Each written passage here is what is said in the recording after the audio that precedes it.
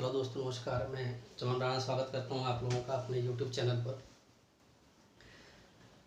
दोस्तों, जैसा कि आपको मालूम ही है कि हम सिंधु घाटी सभ्यता के बारे में जो है चर्चाएं कर रहे हैं, जानकारियां प्राप्त कर रहे हैं। तो सिंधु घाटी सभ्यता का ये मेरा तीसरा वीडियो है और इससे पहले जो है हम सिंधु घाटी सभ्यता के विस्तार और कालक्रम के बारे में जो है जान चुके हैं कि सिंधु घाटी सभ्यता का विस्तार जो है कहाँ कहाँ तक था और सिंधु घाटी सभ्यता का जो है कालक्रम क्या है। ये सारी जो है इससे पहले वाले वीडियो में जो है हम चर्चा कर चुके हैं। तो आप लोगों से मेरा निवेदन है कि आप इससे पहले वाला वीडियो ज़रूर देखें, क्योंकि इस वीडियो को जानने के लिए आपको जो है इससे पहले वाली वीडियो देखना बहुत ज़रूरी है और आवश्यक है, ताकि कम से कम आप लोगों को जो है उसके ये जो है आपका लेक्चर पूरा कनेक्ट हो जाए। देखिए दोस्तों, हमने जो है इससे पहले आज की डेट में आप लोग देखिएगा कि कोरोना काल है, सब लोग परेशान हैं घर में बैठे हुए।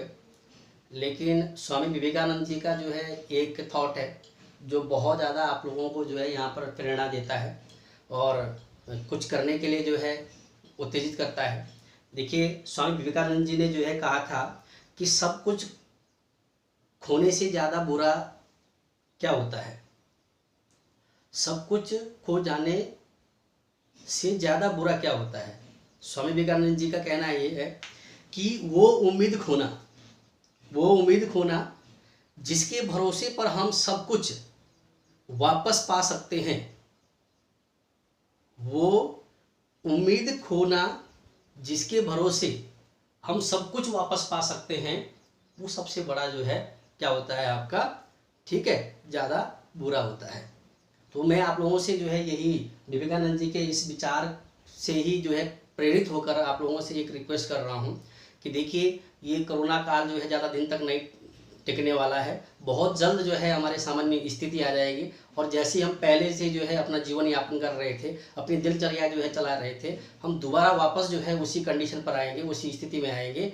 और लेकिन वो उम्मीद मत खोना, वो भरोसा रखिए कि 1 महीना 1.5 महीना जब भी आपका समय है, हम वापस उसी स्थिति में आएंगे। और जो मेरे मित्रगण ऐसे हैं कि सोच रहे हैं कि आगे वैकेंसी आएगी नहीं आएगी, क्या होगा क्या नहीं होगा, उम्मीद मत हारिए। सब कुछ पॉजिटिव होगा, सब कुछ अच्छा होगा और सब बेहतरीन होगा। आगे अच्छे हमारी जो लाइफ है, जैसे हम पहले से जो है व्यतीत कर रहे आ रहे हैं, हमारी जो दिनचर्या चल रही थी, वो बिल्कुल जो है प्लेटफॉर्म पर आ जाएगा। सब कुछ जो है ठीक है सुव्यवस्थित हो जाएगा। बस थोड़ा सा धैर्य रखिए। इसी आशा के साथ आगे टॉपिक को शुरू करते हैं। देखिए दोस्तों, हम लोगों ने जो है इससे पहले विस्तार पढ़ा था सिंधु घाटी सभ्यता का। सिंधु घाटी सभ्यता का जो विस्तार था वो अफगानिस्तान, पाकिस्तान और भारत तक था। लेकिन यहाँ से मेरा जो आज का टॉपिक है वो है सिंधु घाटी सभ्यता के प्रमुख स्थल एवं उसकी विशेषताएं। देखिए दोस्तों, जो सिंधु घाटी सभ्यता की जो प्रमुख विशेषताएं हैं और सिंधु घाटी सभ्यता के जो प्रमुख स्थल हैं, ये बहुत ज़्यादा इंपॉर्टेंट है। 90% क्वेश्चन हर एग्जाम में यहाँ से बनते हैं और यहाँ से पुटअप होते हैं। तो देखिए दोस्तों, सिंधु घाटी सभ्यता के बारे में आप लोग यहाँ पर ध्यान रखना। अफगानिस्तान में 2 स्थल हैं, पाकिस्तान में जो है आपके 475 स्थल हैं और भारत में जो है आपके लगभग 925 स्थल हैं। पाकिस्तान में और अफगानिस्तान की अगर मैं बात करूं तो अफगानिस्तान में आपको ध्यान रखना है, यहाँ पर 2 स्थल हैं। एक का नाम है मुंडीगौक,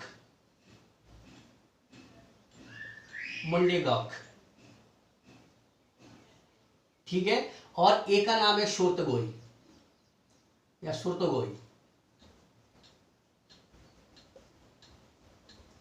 तो शोर्तगोई जो है आप लोगों का अफगानिस्तान का जो है एक स्थल है जो सिंधु घाटी सभ्यता से संबंधित है, और मुंडीगौक भी जो है आपका सिंधु घाटी सभ्यता का एक स्थल है जो अफगानिस्तान में स्थित है।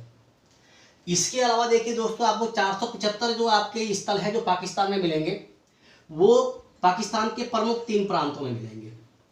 पहला जो आपको देखेंगे वो है आपका सिंध प्रांत, दूसरा आप लोग देखेंगे वो है आपका पाकिस्तान का पंजाब प्रांत, इसके बाद आप लोग देखेंगे कि जो तीसरा है वो है बलूचिस्तान प्रांत। तो पाकिस्तान में आप लोग देखेंगे कि जो आपके 475 जो स्थल हैं सिंधु घाटी सभ्यता से संबंधित, वो जो है इन 3 प्रांतों में मिलेंगे। इन 3 प्रांतों से जो है हमको क्या होंगे, इसके बारे में जानकारी मिलेगी।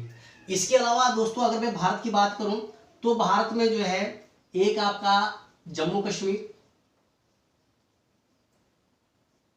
इसके बाद भारत का पंजाब वाला जो क्षेत्र है, यहाँ पर भी हमको सिंधु घाटी सभ्यता से संबंधित कुछ अवशेष मिलेंगे। इसके अलावा पंजाब के बाद अगर हम बात करते हैं तो राजस्थान से भी जो है कुछ स्थल मिलेंगे। राजस्थान के अलावा जो है यहाँ पर आप लोगों को ध्यान रखना है थोड़ा सा, गुजरात से भी स्थल मिलेंगे। गुजरात के बाद अगर हम बात करेंगे तो हरियाणा से भी स्थल मिलेंगे। हरियाणा के अलावा अगर हम बात करें तो एक आपका जो है उत्तर प्रदेश, मेरठ वाला जो क्षेत्र है और सहारनपुर वाला क्षेत्र है। उत्तर प्रदेश के बाद अगर लास्ट हम बात करें तो महाराष्ट्र। तो दोस्तों ये देखिए आप लोग जरा, जो आप लोगों के पास स्थल है, स्थलों का जो विस्तार है, ये स्थल कहाँ कहाँ से मिलेंगे इस बात को देखिएगा आप लोग। तो स्थल जो है अफगानिस्तान, क्योंकि विस्तार इसका अफगानिस्तान से लेकर भारत तक है, तो अफगानिस्तान में 2 स्थल हैं, एक है आपका मुंडेगौक, एक आपका सुर्तगोई। सुर्तगोई के बारे में आप लोगों को एक और जानकारी छोटी सी यहाँ पर देना चाहता हूँ। देखिए दोस्तों, सुर्तगोई जो है अफगानिस्तान के अंदर है और ये सिंधु घाटी सभ्यता का पहला ऐसा स्थल है जहां से हमको जो है नहरों के बारे में जानकारी मिलती है। नहरों की जानकारी, नहरों की जो जानकारी है वो सिंधु घाटी सभ्यता के किसी भी स्थल से नहीं मिलती है। एकमात्र स्थल है आपका सुर्तगोई अफगानिस्तान में, जहां से हमको सिंधु घाटी सभ्यता के जो है ठीक नहरों के बारे में जानकारी प्राप्त होती है। इसके अलावा मैं आपको एक एक स्थल के बारे में अलग अलग पढ़ाऊंगा, लेकिन ये आपको ध्यान रखना है, थोड़ा सा जो है बेसिक जानकारी है कि पाकिस्तान के 3 प्रांत में हमको जो है सिंधु घाटी सभ्यता से संबंधित अवशेष मिलेंगे। भारत के लगभग जो है इन 7 राज्यों में जो है हमको सिंधु घाटी सभ्यता से संबंधित जो है अवशेष मिलेंगे और अफगानिस्तान में इन 2 क्षेत्रों में जो है संबंधित क्या मिलेंगे, हमको अवशेष मिलेंगे। इससे हम आगे बढ़ते हैं, लेकिन इससे आगे बढ़ने से पहले मैं आप लोगों को एक और बात बता देता हूं दोस्तों।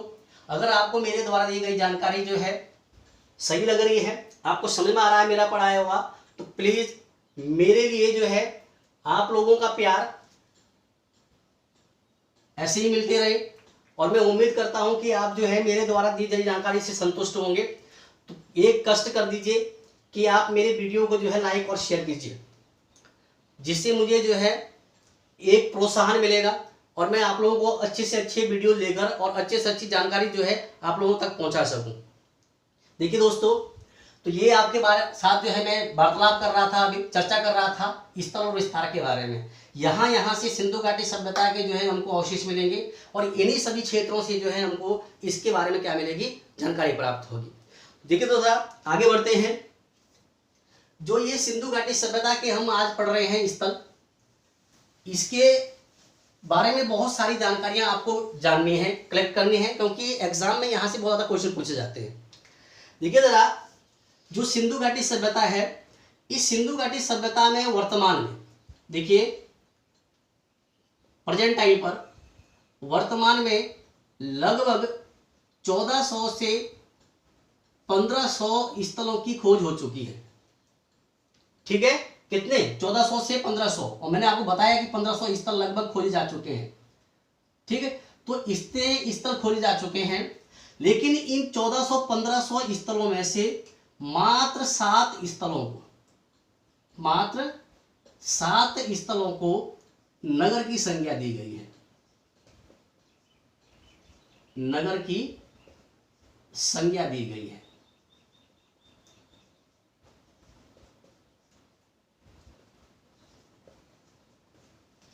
तो यहां पर आप लोगों को ध्यान रखना है कि सिंधु घाटी सभ्यता में जो वर्तमान में लगभग जो आपके 1400 से 1500 स्थल खोजे जा चुके हैं, इन 1400-1500 स्थलों में मात्र 7 स्थलों को जो है नगर की संज्ञा दी गई है। बाकी किसी को नगर की संज्ञा नहीं दी गई है, क्योंकि आप लोगों को इतना याद रखना है, ये क्वेश्चन यूपीएससी और पीसीएस के पॉइंट ऑफ व्यू से बहुत ज़्यादा इंपॉर्टेंट है। यहाँ से क्वेश्चन पूछा जाता है कि सिंधु घाटी सभ्यता में अब तक कितने स्थलों को जो है नगर की संज्ञा दी गई है, तो केवल 7 ही ऐसे स्थल हैं जिनको नगर की संज्ञा मिली है। ठीक है, तो आप लोग ध्यान रखना है, क्योंकि ये नगरीय सभ्यता थी, जैसे कि आपको मालूम है, मैं आगे पढ़ाऊंगा जब आपका इनका सामाजिक और आपका राजनीतिक और आर्थिक पक्ष पढ़ाऊंगा। तो यहाँ पर आप लोगों को ध्यान रखना है कि थोड़ा सा जो है ये चीज सुनिएगा कि नगरीय सभ्यता थी। भारत की जो है सबसे प्राचीन नगरीय सभ्यता जो है सिंधु घाटी सभ्यता को जाना जाता है, माना जाता है, विश्व में ही माना जाता है लगभग। ठीक है, तो यहाँ पर देखें आप लोग जो है 7 ही स्थलों को नगर की संज्ञा दी गई है। क्लियर है? तो कौन कौन से आप लोगों को जो है जानकारियां जाननी है यहाँ पर, उस बात को सुनिएगा। अब देखिए दोस्तों जरा, जो सिंधु घाटी सभ्यता में जो है ये नगरों की जो संज्ञा दी गई है वो कौन कौन से स्थल है, तो देखिए जरा आप लोग, नगरीय स्थल, नगरीय स्थल, तो नगरीय स्थल जो है आपके कितने हैं? 7, जिनको नगर की संज्ञा मिली है। कौन कौन से, इस बात को लेकर आप लोग ध्यान रखना। पहला नगर है आपका हड़प्पा, दूसरा है मोहनजोदड़ो,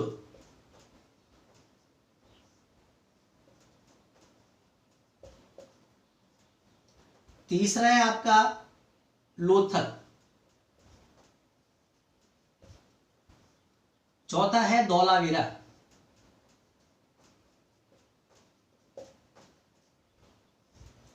पांचवा है आपका बनवाली, या आप लोग कालीबंगा लिख लीजिए पहले।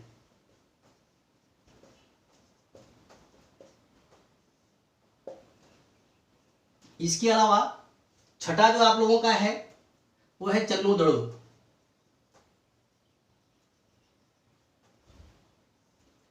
और 7वां जो है बनवाली। तो यहां पर देखिए दोस्तों, जो 7 स्थल है जिनको नगरों की संज्ञा दी गई है वो है हड़प्पा, मोहनजोदड़ो, लोथल, धौलावीरा, कालीबंगा, चन्नूदड़ो और बनवाली। कहां कहां पर है देखिए, जो हड़प्पा है ये है आपका पाकिस्तान में, मोहनजोदड़ो है आपका पाकिस्तान में, लोथल है आपका गुजरात में, ठीक है, धौलावीरा कहां पर है आपका गुजरात में। अभी हम अभी इसको डिटेल से पढ़ेंगे तो और जानकारी आप लोगों को वहां पर दे दूंगा। कालीबंगा है आपका राजस्थान में, ठीक है, और चन्नूदड़ो फिर से है आपका पाकिस्तान में, और बनवाली है आपका हरियाणा में। तो कुल मिलाकर आप लोगों को इतना याद रखना है दोस्तों कि सिंधु घाटी सभ्यता के जो लगभग 1400 से 1500 स्थल प्राप्त हुए हैं उनमें से मात्र 7 स्थलों को नगर की संज्ञा दी गई है।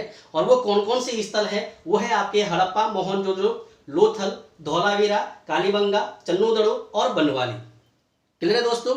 इसमें आप लोगों को एक और चीज का थोड़ा ध्यान रखना है। मैं आपको यहाँ से जो है कुछ एक चीजों के ऊपर महत्वपूर्ण जानकारी दे रहा हूँ, उसको जो है साथ में आप अपने नोटबुक को लेकर जो है लिख सकते हैं। नोटबुक में देखिए जरा, जब सिंधु घाटी सभ्यता में जो आपके मानव नर कंकाल थे, मानव नर कंकाल, तो इन मानव नर कंकालों का जो है परीक्षण किया गया, और इन मानव नर कंकालों का परीक्षण करने से जो है ये पता लगा, ये जानकारी प्राप्त हुई कि सिंधु घाटी सभ्यता में जो है 4 प्रकार की मानव प्रजातियां निवास करती थी।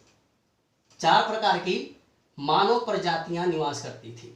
तो 4 प्रकार की जो मानव प्रजातियां हैं वो कौन कौन सी थी, इस बात को भी आप लोग ध्यान रखना।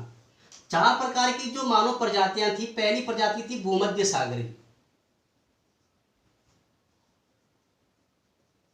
पहली थी भूमध्य सागरी प्रजाति। दूसरा था आपका प्रोटो ऑस्ट्रेलाइड,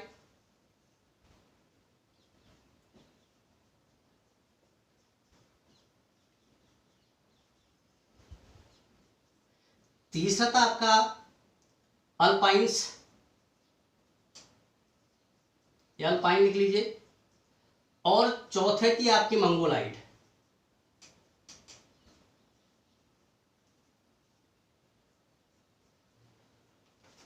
तो यहां पर देखिएगा, जो मैं आप लोगों को जानकारियां दे रहा हूं उसको जो है बिल्कुल बड़े ही ध्यान पूर्वक सुनिएगा और बड़े ही ध्यान से जो है समझना है।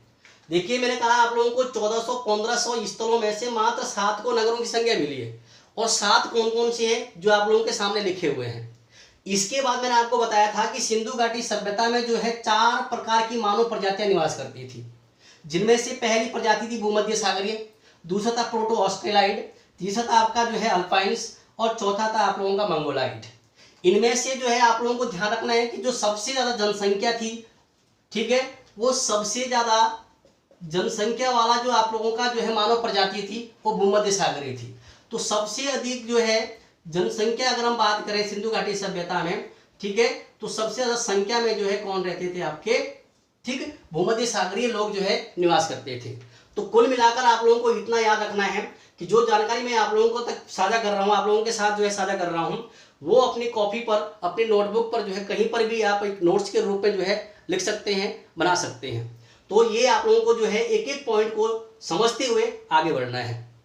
तो यहां तक मुझे आशा है कि आप लोगों को समझ में आ गया होगा। सबसे अधिक संख्या में भूमध्य सागरीय लोग जो है निवास करते थे सिंधु घाटी सभ्यता के अंदर, ठीक है। जबकि 4 प्रकार की प्रजातियां जो है सिंधु घाटी सभ्यता में आपको दिखाई देगी, जब मैं आगे आप लोगों को बताऊंगा। मोहनजोदड़ो के अंदर देखेंगे हम, हड़प्पा के अंदर भी पढ़ेंगे, ठीक है। इसके अलावा इनको केवल जो है नगरों की संज्ञा दी गई है। तो आशा करता हूं कि आप लोगों को यहां तक समझ में आ गया होगा। अब आगे बढ़ते हैं यहां से।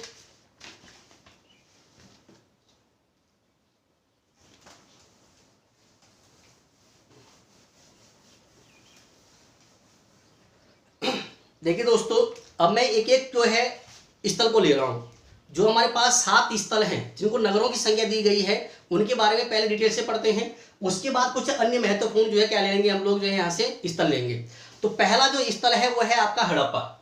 पहला स्थल कौन सा है आपका, हड़प्पा है। यहां से शुरू करते हैं और समझना है आप लोगों को।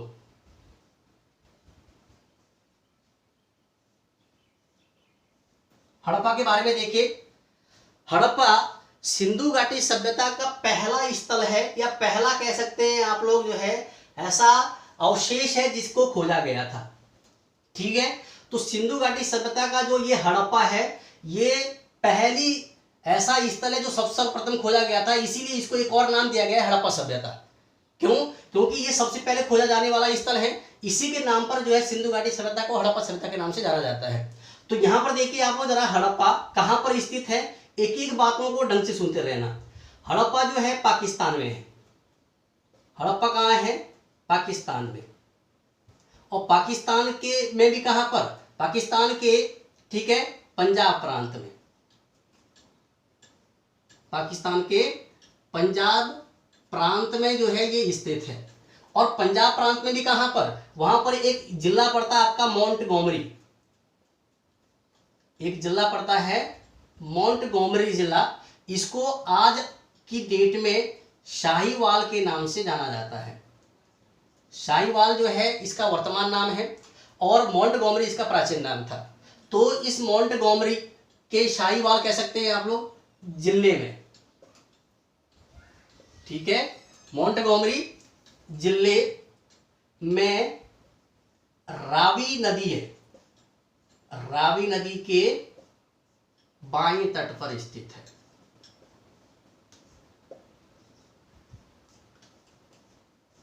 तो पहली बात तो आप लोगों को जो है ये जानकारी बहुत ज्यादा जानना जरूरी है कि हड़प्पा कहाँ स्थित है। हड़प्पा है पाकिस्तान के प्रांत पंजाब में, पंजाब प्रांत में। मैंने कहा ना 3 प्रांत है, एक है पंजाब प्रांत, एक है सिंध प्रांत, एक आपका बलूचिस्तान प्रांत, जहां से हमको सिंधु घाटी सभ्यता से संबंधित अवशेष मिलेंगे और स्थल मिलेंगे। तो पहला जो स्थल है वो है हड़प्पा। और हड़प्पा स्थल जो है पाकिस्तान के पंजाब प्रांत में है।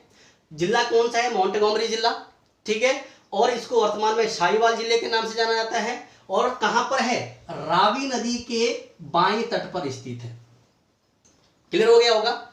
इसके बाद आप लोगों को ध्यान रखना है कि ये सिंधु घाटी सभ्यता का पहला स्थल है जो सर्वप्रथम खोजा गया था, या आप लोग कह सकते हैं सर्वप्रथम खोजा जाने वाला स्थल। सर्वप्रथम खोजा जाने वाला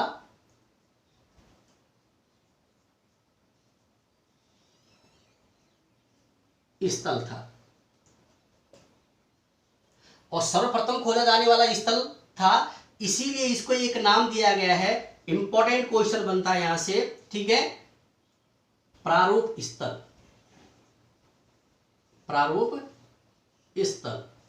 तो आपके एग्जाम में क्वेश्चन पूछा जाता है, इस बात को ध्यान रखना कि सिंधु घाटी सभ्यता के किस स्थल को प्रारूप स्थल के नाम से जाना जाता है। तो प्रारूप स्थल के नाम से जो है हड़प्पा को जाना जाता है। क्यों? क्योंकि ये जो है सर्वप्रथम खोजा जाने वाला स्थल है जो पाकिस्तान के पंजाब प्रांत के, ठीक है, मोंटगोमरी या शाहीवाल जिले के रावी नदी के बाएं तट पर स्थित है। क्लियर है। अब आगे देखिएगा, सिंधु घाटी सभ्यता का जो पहला स्थल आपका हड़प्पा है, इसकी खोज 1921 ईस्वी में, ठीक है, दयाराम साहनी जी के द्वारा की गई थी। और दयाराम साहनी ने जो है किसके निर्देशन में कार्य किया था? आप लोगों को ध्यान रखना है, सर जॉन मार्शल। कौन?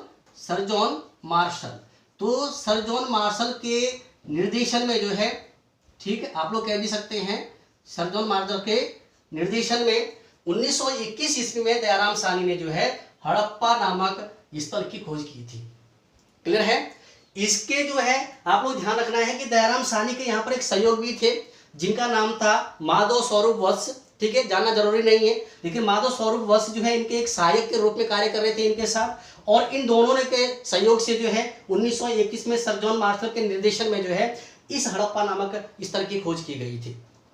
इसके अलावा देखिए दोस्तों, जरा मैं आप लोगों को एक और बात बता देता हूं कि जो हड़प्पा, जो आप लोगों के सामने यहाँ पर जानकारी है, यहाँ पर आपको एक और चीज का ध्यान रखना है कि जो हड़प्पा है, हड़प्पा की जो मैक्सिमम जनसंख्या थी, इस बात को आप लोग ध्यान रखना। ठीक है, अधिकांश जो जनसंख्या थी वो जो है व्यापार में संलग्न थी। किसमें? व्यापार में। व्यापार के अलावा जो है ये लोग किसका कार्य करते थे? तकनीकी उत्पादन का कार्य करते थे। तकनीकी उत्पादन का कार्य करते थे, जिसको आप लोग कह सकते हैं टेक्निकल प्रोडक्शन। ठीक है, तो यहां पर देखिए व्यापार करते थे, तकनीकी कार्य में जो है ज्यादातर ये जनसंख्या क्या थी आपकी संलग्न थी। इसी कारण से यहां पर एक व्यक्ति हैं जिनका नाम बहुत बार आप लोगों को पास आया होगा, एग्जाम में पूछा जाता है, बहुत बार पूछा गया क्वेश्चन है, उनका नाम है स्टुअर्ट पिंगट। स्टुअर्ट पिंगट। तो स्टुअर्ट पिंगट साहब ने जो है इस सिंधु घाटी सभ्यता के इस हड़प्पा नामक स्थल को जो है, ठीक है, अर्ध, आप लोगों को ध्यान रखना है, औद्योगिक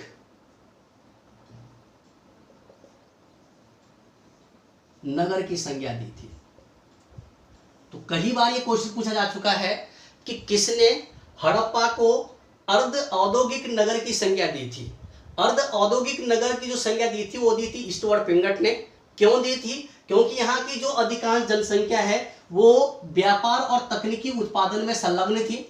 ठीक है, आप लोग कह सकते हैं, और इसी के कारण जो है स्टुअर्ट पिंगट ने इसको औद्योगिक नगर की संज्ञा दी थी। तो अर्ध औद्योगिक नगर की संज्ञा स्टुअर्ट पिंगट के द्वारा, ठीक, हड़प्पा नामक स्थल को दी गई थी। तो यहां तक की जानकारी आप लोगों को समझ में आ गया होगा। ठीक है, अब यहां से मैं आपका जो है स्थल के बारे में जानकारी लेता हूं। तो यहां पर अब एक और चीज सुनिए, अब मैं यहां पे बात कर रहा हूं नगर नियोजन की। किसकी? नगर नियोजन।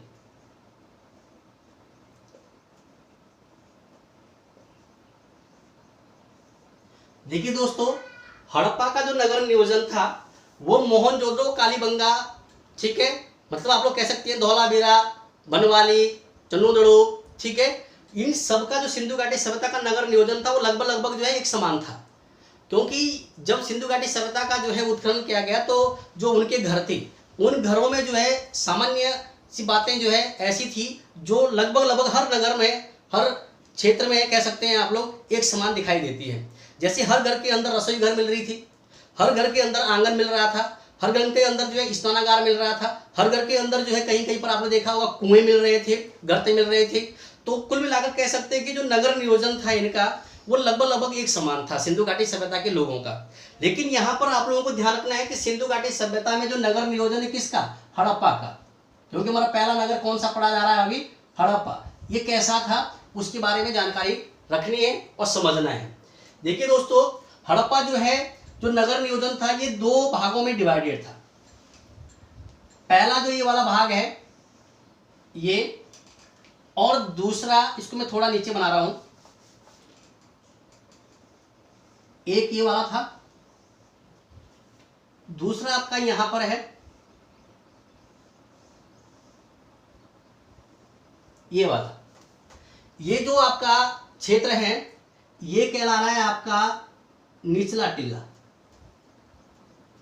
निचला या पूर्वी टिल्ला। क्लियर हो गया? और जो ये वाला है ये कहला रहा है आपका पश्चिमी टिल्ला,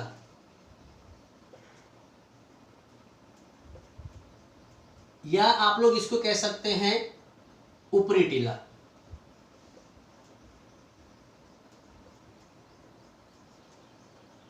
तो नगर नियोजन में जो है ये दो भागों में डिवाइडेड है, एक निचला टीला या पूर्वी टीला, एक पश्चिमी टीला या ऊपरी टीला।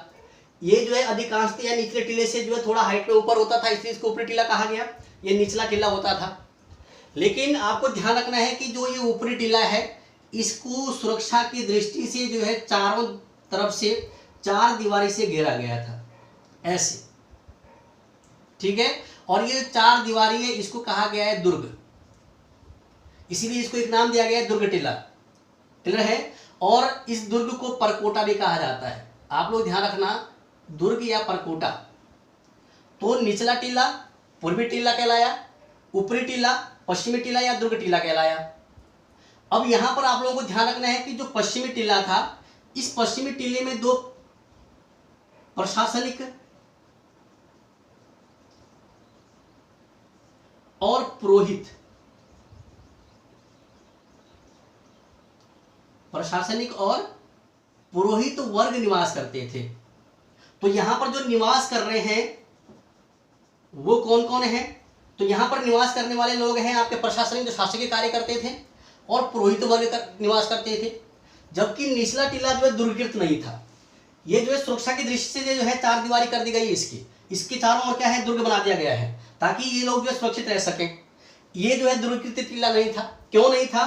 क्योंकि ये जो है आम लोगों के लिए था। आप लोग कह सकते हैं कि यहाँ पर जो है आम व्यक्ति निवास करता था, सामान्य व्यक्ति निवास करता था।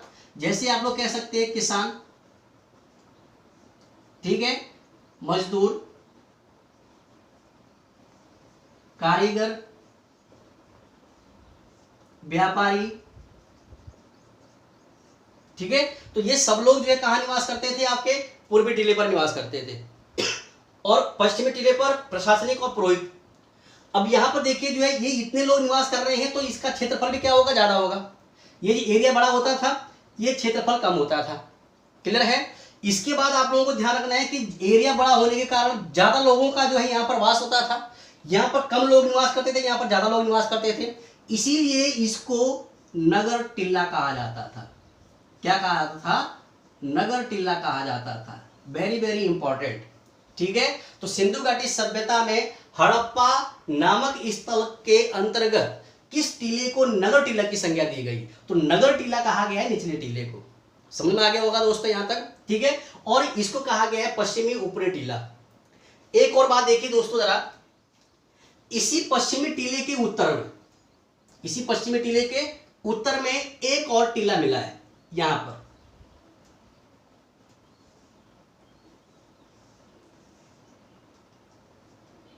और इस टीले को कहा गया है एफ टीला। इसलिए क्या कहा गया है? एफ टीला कहा गया है। तो जो जानकारी आप लोगों के पास किताबों में होती है, किताबों में पूछा जाता है कि कहां से कौन से अवशेष प्राप्त हुए हैं, वो सारे अवशेष इसी से प्राप्त हुए, यहां से प्राप्त हुए हैं। वो यहां से प्राप्त नहीं हुए, यहां से प्राप्त नहीं हुए हैं, क्योंकि सारे के सारे अवशेष हमको कहां से मिलते हैं? यहां से मिलते हैं। देखिए जरा, एफ टीले के अंदर हमको क्या क्या चीजें प्राप्त हुई है। एफ टीले में जो है यहां पर, इतना ध्यान रखिएगा, यहां पर जो है दो पंक्तियों में मिली है। एक पंक्ति में जो है 6 और एक पंक्ति में 6। 6 इस पंक्ति में है, 6 इस पंक्ति में। यहां पर दो लाइनें हैं, और इन दो लाइनों में जो है 6 की संख्या में आपको ध्यान रखना है क्या मिले हैं? अन्नागार। क्या मिले? अन्नागार। कितने अन्नागार? 12 अन्नागार मिले हैं, क्लियर है। कितने की संख्या में? 6 एक पंक्ति में, 6 एक पंक्ति में, तो 12 अन्नागार मिले। अन्नागार क्या होता है? जहां पर अन्न को स्टोर किया जाता है, जहां पर अन्न को जो है आपका स्टोर रखा जाता है, तो उसको आपका अन्नागार कहा गया है। तो एग्जाम में क्वेश्चन पूछा गया है, ऐसे तो आप लोग ध्यान रखना, बहुत बार क्वेश्चन पूछा जाता है यहां से कि 6 की संख्या में, दो पंक्तियों में 6 की संख्या में 12 अन्नागार कहां से प्राप्त हुए? तो कहां से प्राप्त हुए हैं? हड़प्पा से। दूसरी बात आप लोगों को ध्यान रखनी है कि इस हड़प्पा टीले के एफ टीले में अगर हम बात करें तो इस रूप में, वृत्ताकार रूप में, ऐसे इस रूप में जो है आप लोगों को ध्यान रखना है 18 चबूतरे प्राप्त हुए हैं। क्या प्राप्त हुए हैं? 18 चबूतरे। और जो ये 18 चबूतरे हैं, ये चबूतरे क्या होते थे, इस बात को भी आपको समझना है। आज की डेट में तो जो विज्ञान है बहुत ज़्यादा प्रगति कर चुका है, विकास कर चुका है, लेकिन उस समय जो है इतना विकास नहीं था। उस समय के जो लोग थे, उस समय के जो मानव था, वो अपनी दिनचर्या पूरा करने के लिए, अपने दैनिक जीवन के प्रयोग के लिए जो है अब गेहूं का उत्पादन कर रहा है, जौ का उत्पादन कर रहा है, तो रोटी वगैरह खाने के लिए जो है उनको उसकी पिसाई करनी होती थी। अब उस समय मशीनें तो थी नहीं, और घराट वगैरह भी जो है अब तो बाद में डेवलप हुए हैं। लेकिन यहाँ पर देखिए चबूतरा कैसा होता था, जो ग्रामीण क्षेत्र के अंतर्गत रहने वाले लोग हैं वो भली भांति इस चीज़ को जानते हैं। हमारे जो ग्रामीण क्षेत्र के जो लोग हैं उन्होंने देखा होगा कि गांव के एरिया में या ग्रामीण क्षेत्रों में जो है एक इस प्रकार का गोल पत्थर होता है, और इस गोल पत्थर में जो है यहाँ पर एक डंडी लगी होती है लकड़ी की, क्लियर है, और यहाँ पर एक छेद होता है इस पत्थर में, इसके नीचे जो है एक और पत्थर लगा होता है ऐसे इस प्रकार से। तो क्या करते हैं कि यहाँ पर अनाज डालते हैं, और इसको जो है इस हैंड को जो हाथ में रखा हुआ है इसको जो है ऐसे घुमाया जाता है, और इसको घुमाने से जो है जो आपका अन्न यहाँ पर डाला हुआ है, जो अनाज आप डाल रहे हैं वो पीस कर क्या होता है आपका बाहर आता है। इसको कहा गया चबूतरा। समझ में आ गया होगा। तो ये जो चबूतरे हैं वो वृत्ताकार रूप में दिखाई प्राप्त हुए हैं। तो वृत्ताकार रूप में जो चबूतरे प्राप्त हुए हैं वो कितने थे? 18। और इन 18 चबूतरों में जब ये आपका जो है धान वगैरह कह सकते हैं आप लोग, गेहूं जौ का जो है जब क्या होती थी पिसाई होती थी, तो इस चबूतरों में जो है 2 प्रकार के अन्न के दाने प्राप्त हुए हैं। एक तो यहां से गेहूं के दाने मिले हैं, दूसरा यहां से जौ के दाने मिले हैं। वेरी वेरी इंपॉर्टेंट क्वेश्चन है दोस्तों, याद रखिएगा। बहुत बार ये क्वेश्चन पूछा जाता है कि सिंधु घाटी सभ्यता का वह कौन सा स्थल है जहां से गेहूं और जौ के साक्ष्य प्राप्त हुए। तो गेहूं और जौ के साक्ष्य जो है कहां से प्राप्त हुए हैं? हड़प्पा से। ठीक है, क्यों? क्योंकि हड़प्पा से जो है 18 चबूतरे प्राप्त हुए हैं, और इन चबूतरों में जो है आपको अन्न की क्या होती थी? पिसाई होती थी, और अन्न की पिसाई के कारण जो यहाँ पर कुछ गेहूं और जौ के जो है क्या मिले हैं? दाने प्राप्त हुए हैं। और इसी आधार पर यह माना गया है कि पहले जो साक्ष्य गेहूं के और जौ के मिले हैं सिंधु घाटी सभ्यता के अंतर्गत, वो हमको कहां से प्राप्त हुए हैं? हड़प्पा से प्राप्त हुए हैं। इसके अलावा देखिए आप लोग जरा इस मैं यहां पर देता हूं एफ टीला। इसके अलावा आपको ध्यान रखना है कि इसमें भी 2 पंक्तियां और मिली है। यहां पर एक पंक्ति में 8, एक पंक्ति में 7, 2 लाइन मिली है। जैसे यहां पर जो है ये 6 की संख्या में आपके 12 अन्नागार मिले हैं, और 18 क्या मिले हैं? आपके चबूतरे मिले हैं। तो ऐसे ही यहां पर 2 पंक्तियां मिली हैं एफ टीले में, और इसमें जो है 8 और 7 के संख्या में, ठीक, आपको ध्यान रखना है क्या मिले हैं? श्रमिक आवास मिले हैं। श्रमिक आवास। तो श्रमिक आवास के जो साक्ष्य मिले हैं, श्रमिक आवास का मतलब जहां पर कामगार, जहां पर काम करने वाले लोग, श्रम करने वाले लोग जो है, लेबर कह सकते हैं आप लोग, कहां पर जो है निवास कर रही है। यहां पर देखा आप लोगों ने कारीगर भी निवास कर रहा है, मजदूर वर्ग निवास कर रहा है, किसान, व्यापारी। लेकिन एक मैं अगर आपको यहां से क्वेश्चन पूछूं तो यूपीएससी में एक बार क्वेश्चन पूछा जा चुका है यहां से, और पूछा जा चुका है क्या? देखिए आप लोग जरा कि सिंधु घाटी सभ्यता का वो कौन सा स्थल है जहां से श्रमिक आवास प्राप्त हुए हैं या श्रमिक बस्ती के साक्ष्य प्राप्त हुए हैं। श्रमिक बस्ती के जो साक्ष्य मिले हैं वो आप लोगों को ध्यान रखना है, वो प्राप्त हुए हैं आपके हड़प्पा से। तो यहां तक समझ में आ गया होगा दोस्तों। तो श्रमिक आवास के साक्ष्य प्राप्त हुए हैं, श्रमिक जो बस्ती है इसके साक्ष्य प्राप्त हुए हैं आपके कहां से? हड़प्पा से। इसके अलावा एक और चीज आप लोगों को ध्यान रखना है, मनके बनाने का कारखाना। मनके क्या होती है? दाने। जैसे माला आप लोग पहनते हैं, माला के जो दाने होते हैं गोल गोल, उसको मनके कहा जाता है। तो इस मनके बनाने का कारखाने में जो है के साक्ष्य कहां से मिले हैं? हड़प्पा से प्राप्त हुए हैं। तो मुझे आशा है कि आप लोगों को इतना समझ में आ गया होगा। एक बार मैं रिपीट कर दे रहा हूं, ध्यान से सुनिएगा। देखिए सिंधु घाटी सभ्यता के अंतर्गत जो आपका हड़प्पा नगर है या हड़प्पा स्थल है, इसका जो नगर नियोजन है वो इस प्रकार से था। ये जो है 2 भागों में डिवाइडेड था, एक पूर्वी टीला, एक पश्चिमी टीला। पश्चिमी टीले को दुर्गीकृत किया गया था, पूर्वी टीले को दुर्गीकृत नहीं किया गया था। पश्चिमी टीले के अंदर प्रशासनिक और पुरोहित वर्ग निवास करता था, जबकि निचला टीला या पूर्वी टीले के अंदर जो है आम व्यक्ति, किसान, मजदूर, कारीगर, व्यापारी आदि लोग निवास करते थे। इसके अलावा आप लोगों को ध्यान रखना है कि यहाँ पर ज्यादा जनसंख्या निवास करती थी एज कंपेयर टू पश्चिमी टीला। इसके कंपैरिजन में यहाँ पर ज्यादा जनसंख्या निवास करती है, तो इसका एरिया भी क्या होगा?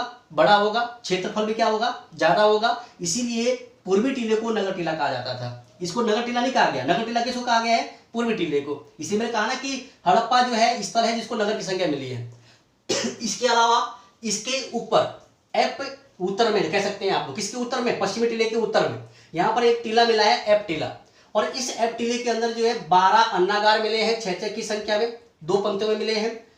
18 चबूतरे मिले हैं। कैसे चबूतरे, वृत्ताकार चबूतरे मिले हैं। ठीक है, मैं लिख देता हूं यहां पर वृत्ताकार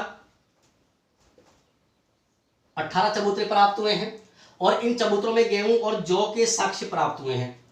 इसके अलावा यहाँ पर श्रमिक बस्ती के साक्ष्य मिले हैं, श्रमिक आवास के जो है साक्ष्य मिले हैं, और मन के बनाने का कारखाना भी है के साक्ष्य भी यहीं से प्राप्त होते हैं। तो आशा करता हूं यहां तक आप लोगों को समझ में आ गया होगा। अब मैं थोड़ा इसके बारे में आप लोगों को जानकारी दे देता हूं। देखिए दोस्तों, जरा जो ये दुर्ग बनाया गया था, जो 4 दीवारी कर दी गई थी, इस दुर्ग के अंदर जो एक विशेषता थी, एक एग्जाम में क्वेश्चन पूछा गया था कि दुर्ग टीले के किस और कच्ची ईंटों का प्रयोग किया गया था। तो अंदर की तरफ जो अंदर की दीवार थी, इस अंदर की दीवार पर कच्ची ईंटों का प्रयोग किया गया था, और जो बाहर की दीवार थी इसमें पक्की ईंटों का प्रयोग किया गया था। तो बाहर की तरफ जो है आपको ध्यान रखना है पक्की ईंटें हैं, पक्की ईंटों का प्रयोग हो रहा है, और जो अंदर की दीवार है, इस अंदर की दीवार पर जो है किसका प्रयोग हो रहा है, आपका कच्ची ईंटों का प्रयोग हो रहा है। तो कुल मिलाकर आप लोगों को ध्यान रखना है कि कच्ची ईंटों और पक्की ईंटों दोनों का जो है संयुक्त रूप से क्या हुआ है, इसमें प्रयोग किया गया है। तो कच्ची ईंटों का प्रयोग किया गया है आपका अंदर की तरफ, और बाहर की तरफ पक्की ईंटों का प्रयोग किया गया है, ताकि ये सुरक्षा की दृष्टि से क्या है आपका पूर्ण रूप से सुरक्षित रह सके।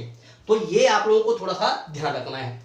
इसके अलावा देखिए दोस्तों, जो ये आपका पश्चिमी टीला है, इस पश्चिमी टीले को एक व्यक्ति के द्वारा, व्यक्ति कौन है मैंने आपको पहले बता रखा है इनके बारे में, व्यक्ति का नाम है मार्टिमर व्हीलर। मार्टिमर व्हीलर, इस मार्टिमर व्हीलर ने जो है इस पश्चिमी टीले को एक और नाम दिया है, उसका नाम है एबी टीला। क्या नाम दिया है, एबी टीला नाम दिया है। तो एबी टीला, पश्चिमी टीले को किसके द्वारा नाम दिया गया है, मार्टिमर व्हीलर के द्वारा पश्चिमी टीले को एबी टीला की संज्ञा दी गई है। तो यहां तक आप लोगों को कंप्लीट हो गया होगा। इसके अलावा आप लोगों को जो मैं यहां पर एक और चीज बता देता हूं कि जो पश्चिमी टीला है दोस्तों, इस पश्चिमी टीले से जो है आप लोगों को ध्यान रखना है कि एक कब्र मिली है। ठीक है, और वो कब्र जो है किसकी बनी हुई है, लकड़ी की बनी हुई है, कास्ट की कब्र मिली है। ठीक है ना, आगे जाकर मैं जब पढ़ाऊंगा, अभी आगे और चीज जोड़ूंगा, जब आप पीसीएस वगैरह के अच्छे एग्जाम की तैयारी करोगे तो ध्यान रखना है उत्तरार्ध हड़प्पा। उत्तरार्ध हड़प्पा मतलब जो हड़प्पा जो है अपने पतन की ओर थी, उस समय यहां पर एक संस्कृति का विकास हुआ था, जिस संस्कृति को उसी कब्र के नाम पर रखा गया था। उस कब्र का नाम था R37। R37 कब्रगाह संस्कृति। तो R37 कब्रगाह संस्कृति कहां से प्राप्त होती है, पश्चिमी टीले से। R37 जो कब्रगाह संस्कृति है वो किसके नाम पर रखी गई, मैंने कहा भी आप लोगों को कि इस टीले से एक कब्र मिली है। ठीक है, और उस कब्र में जो आपको ध्यान रखना, नाम क्या दिया आपका R37, लकड़ी की बनी काष्ठ वेदी क्या थी, आपकी कब्र थी। और इसीलिए आपको ध्यान रखना कि उत्तरार्ध हड़प्पा में जो है यहां पर एक संस्कृति मिलेगी आप लोगों को, R37 कब्रगाह संस्कृति। क्लियर है। इसके बाद देखिए आप लोग जरा पूर्वी टीले की और एक थोड़ा सा पॉइंट आप लोगों को ध्यान रखना है। जैसे मैंने आपको बताया कि आम व्यक्ति निवास कर रहा है, यहां पर महत्वपूर्ण क्वेश्चन आता है, एग्जाम में पूछा गया है, इक्का गाड़ी, तांबे की इक्का गाड़ी, तांबे की इक्का गाड़ी। तो तांबे की जो इक्का गाड़ी है, इस तांबे की इक्का गाड़ी के जो साक्ष्य हैं वो आपके हड़प्पा के पूर्वी टीला या निचला टीला या नगर टीले से क्या हुए, आपके प्राप्त हुए हैं। इसके अलावा आपको ध्यान रखना है यहां पर, ठीक है, एक महत्वपूर्ण क्वेश्चन है मोहरे। और कैसी मोहरे, अभिलेखीय।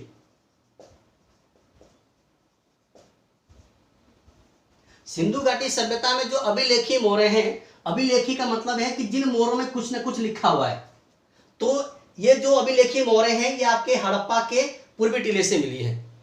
ठीक है दोस्तों, आप लोगों को मैं यहां पर एक और जानकारी दे देता हूं, मोहनजोदड़ो। इसके बाद जो हम पढ़ेंगे एक अगला स्थल, मोहनजोदड़ो सिंधु घाटी सभ्यता का एकमात्र ऐसा स्थल है जहां से सबसे ज्यादा मोहरे मिली है। 1200 मोहरे मिली है मोहनजोदड़ो से। ठीक है, लेकिन सबसे ज्यादा अभिलेखी जो मोहरे मिली है वो आपके हड़प्पा से मिली है। अभिलेखी का मतलब जिसपे कुछ ना कुछ लिखा हुआ है। सबसे ज्यादा अभिलेखीय मोहरे हड़प्पा से मिली है, जबकि संख्या में जो है सबसे ज्यादा मोहरे आपकी मोहनजोदड़ो से मिली है, 1200 मोहरे। क्लियर है। इसके बाद आपको ध्यान रखना है, इसी निचले टीले में जो है एक और कब्र मिली है, जिसको आप लोग आगे पढ़ेंगे उत्तरार्ध हड़प्पा में, आप लोग ध्यान रखना है, एच कब्र। थोड़ा नीचे हो गया, मैं इसको ऊपर ले देता हूं।